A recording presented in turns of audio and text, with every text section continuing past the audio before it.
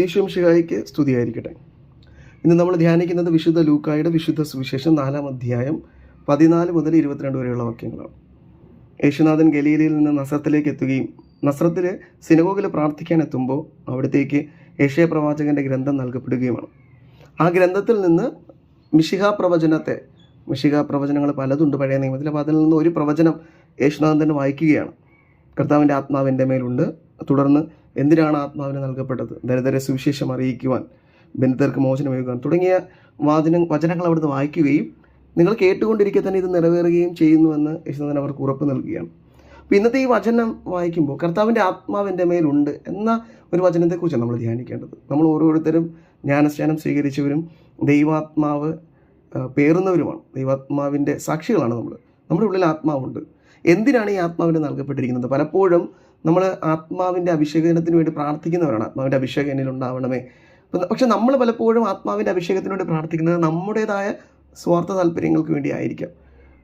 അത് ദൈവഹിതമാണെങ്കിൽ അത് നിവർത്തിക്കപ്പെടും. പക്ഷേ എന്തിനാണ് ആത്മാവ് നൽകപ്പെട്ടത് എന്നതിൻ്റെ ഉത്തരം ഇന്നത്തെ സുവിശേഷം നമ്മളോട് പറയുകയാണ്. കർത്താവിന് യേശുനാഥന് മേലെ കർത്താവിൻ്റെ ആത്മാവുള്ളത് മറ്റുള്ളവർക്ക് വേണ്ടി കുറേയേറെ കാര്യങ്ങൾ ചെയ്യാനാണ്. യേശുനാഥൻ മിശിഹായാണ്, അയക്കപ്പെട്ടവനാണ്. നാം ഓരോരുത്തരും ക്രിസ്തുവിൻ്റെ നാമത്തിൽ അയക്കപ്പെട്ടവരാണ്.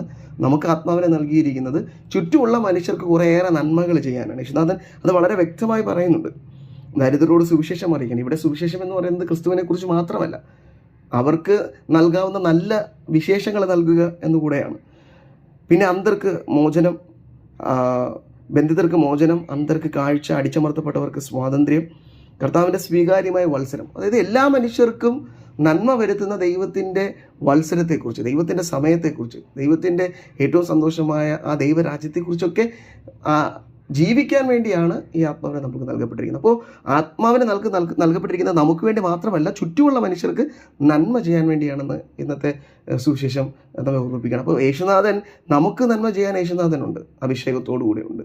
ആ അഭിഷേകം സ്വീകരിച്ച നമ്മൾ മറ്റുള്ള മനുഷ്യർക്ക് നന്മ ചെയ്യുന്ന മനുഷ്യരായി മാറണമെന്ന് ഇന്നത്തെ സുവിശേഷം ഓർമ്മിപ്പിക്കണം. അപ്പോൾ സ്വാർത്ഥതയ്ക്കല്ല, സ്വാർത്ഥതയേക്കാൾ കൂടുതൽ നമുക്ക് കിട്ടിയിരിക്കുന്ന അനുഗ്രഹങ്ങൾ മറ്റുള്ളവരെ പങ്കുവെക്കണമെന്ന് സുവിശേഷം നമ്മെ ഓർമ്മിപ്പിക്കണം. അപ്പോൾ ഈ വചനം ധ്യാനിക്കുമ്പോൾ ഈ വർഷത്തിൽ കിട്ടുന്ന എല്ലാ അനുഗ്രഹങ്ങളും മറ്റുള്ള മനുഷ്യരുമായി പങ്കുവെക്കാനുള്ള കൃപ നമുക്ക് നൽകണമേ എന്ന് പ്രാർത്ഥിക്കാം.